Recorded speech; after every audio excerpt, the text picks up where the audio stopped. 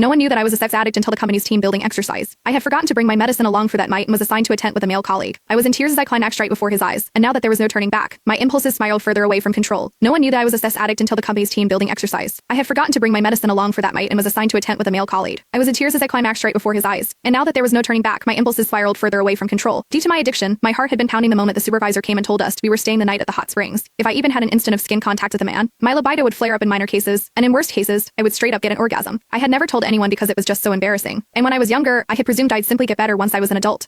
That was until I realized the symptoms were getting even more out of control, and there was that one time I almost moaned out loud in public. Fighting back the embarrassment that almost killed me, I went to the doctor and got some medicine. However, I had forgotten to bring my medicine as this team-building exercise was organized out of the blue and very far from my home. Even as I fought against the fear eating me inside, warning myself to restrain myself and stay well behind, our supervisor suddenly announced, "Sorry guys, all the rooms have been booked but we have tents. There aren't many so we're just going to have to make do. Roosh, you're going to Dean's tent." And now look how we got to the situation right now me, a sex addict with no meds within reach, following the burly man into the tent. I did my best to keep to a corner in the tent, biting my lip and closing my eyes, while telling myself to fall asleep as soon as I could before the last dosage lost to fat. But that was when Dean came to me. "What's wrong?" he asked. I could feel his body warmed from my back, and my skin was already crawling. "Nothing. Please, just stay away from me." But even as the stimulation extended from my skin to the rest of my body, I knew the pain was coming. I checked my phone and only saw that it was midnight 6 hours since I had last taken my pills. It was losing effect soon. Soon my whole body was shuddering while there was a warm stream gushing out between my legs. I kept my head buried between my legs and did my best not to look at Dean. People would mock me for being a saint if they noticed my condition that I couldn't bear to see in the company at that point. Meanwhile, Miles Hendricks, the other colleague in the tent, was already snoring out loud. I kept clenching my knuckles, my own nails digging into my palm. The pain calmed me somewhat, and I told Dean, "Sorry, I'm not distancing myself, I'm just not feeling well." Never could I have expected Dean to move toward me without another word, reaching out with his large, warm palm and pressing it over my forehead. Even as he held his palm steady, I found myself staring at his chest and nothing else. I could also see that distinct collarbone and chiseled chest under his shirt. I seemed to tighten at the very next second and orgasmed amid my embarrassment, and the ensuing moan could barely be stifled. Worst of all, I was trembling even worse after I orgasmed, and Dean could clearly feel me shaking. "That's strange. Why are you so flushed? You don't even have a fever," he murmured, not giving up feeling my forehead and cheeks just then. I trembled even more and turned my face away, but it was the back of the tent right behind me. Having nowhere else to go, I clenched my jaw so I wouldn't moan again, even as I decided I couldn't stay in this sealed room when all I could smell was Dean. He wasn't a smoker, so his soapy and hormonal scent was especially recognizable. I could feel all the pores around my opening as the orgasm left me painfully sensitive to everything. In the heat of the moment, I pushed Dean away and set him stumbling backward while I scrambled to crawl out of my tent, not caring that my skirt was short, exposing my wet panties right in front of his eyes. He promptly turned away to stop himself from staring, but he is no brat either. Seemingly struck with a thought, he followed me, even as I lost control over my body. The fire in my loins was ablaze, and I had never felt libido this violent. All I could think about was Dean's collarbone under his white shirt, his Adam's apple, his healthy-hued skin, and even his warm palm. At that point, I had barely made a few more steps before I dropped to my knees, my sex drive overwhelming me to the point I couldn't feel my knees painfully hitting the ground. Dean probably chased me down, trying to keep me on my feet while asking, "What's wrong?" I somehow had this feeling that if anyone else had fallen sick and dropped on his knees, he wouldn't hesitate to help them. He was usually quiet back at the office, but also always very reliable. But the more helpful he was now, the more skin contact we would have. Even as the stimulations in my body got worse, I could feel my own legs stiffening, the waves of thrill keeping me off my feet.